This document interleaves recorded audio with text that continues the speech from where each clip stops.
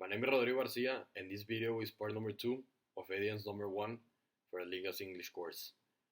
So, client, as you have received the brief, we wanna set up the Mexican company of your LLC, but here in Mexico. In this brief, we try to make the most important considerations and specifications that we're gonna require in order to set up this company, mainly because some laws have been reformed and changed in the last few years. Mainly the Fiscal Federal Code, which forces public notaries in the setup of the company to have all the information of the shareholders that are behind these companies, even if the shareholders is another, I don't know, an LLC or a Mexican company. Getting into this, the public notary is going to help us as an office with public faith to make the Incorporation Act, the bylaws, and do all the registry things. This is very helpful for us, and we have some very close friends that work in this business, and we're gonna make sure that you are well taken care of.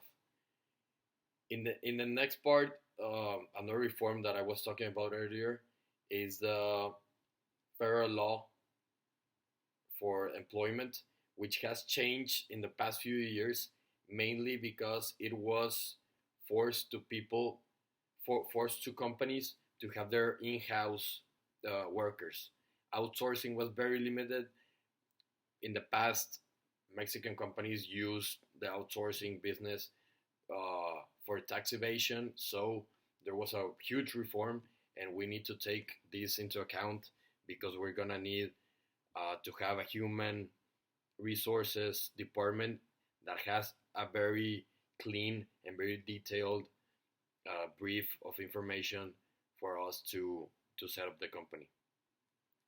So based on the considerations and based on the specifics of the LLC, I think the best option for us to set up is a Sociedad Anónima de Capital Variable, because this is very flexible in terms of selling and buying shares of the company, but also keeping a tight control of who gets to vote, who gets the right to speak in the meetings.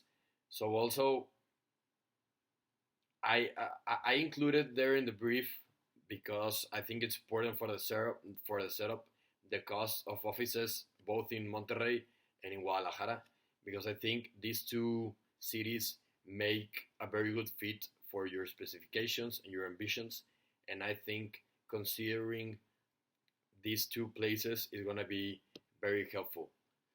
So also, as you're going to see in the brief, I included, because I mentioned before, it's very important the employment thing here, because the Mexican Social Security Institute and the tax department is very strict with companies. We're going to have a collective employment contract to all the employees, or also an individual employment contract. And in this, we're going to detail everything from vacations, days of vacations, to days of the pensionary fund. So I think this aspect of the setup is going to be a little bit more complicated, but I think we're going to get through it. And with the brief, you're going to see a lot of specifications about the quotes, about the benefits that the employer needs to give by law and conventionals, and also the retirement bonuses and everything related to that.